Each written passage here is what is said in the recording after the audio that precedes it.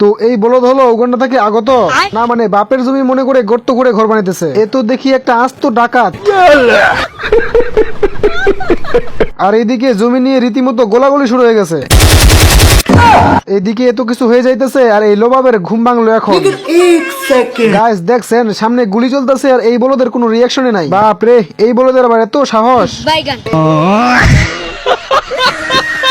তো এই দুই বলদ এখানে টাকা ভাগ করতেছিল, তখনই এই চালাক খরগোশ এসে এই দুই বলদের টাকার ভাগ নিতেছে। रुक तेरे को बता খরগোশ তখনই কালা চশমা পরে একদম পুরো ভাব নিতেছে। আমার ভুল হয়েছে, ক্ষমা করে দেন। এই বলদ পিঙ্গুইং এর ঘর ভেঙে যখনই বোম হাতে নেয়,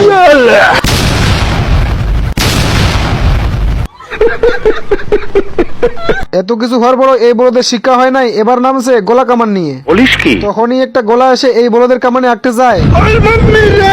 এই বলদের যখনই খুলতে গেছে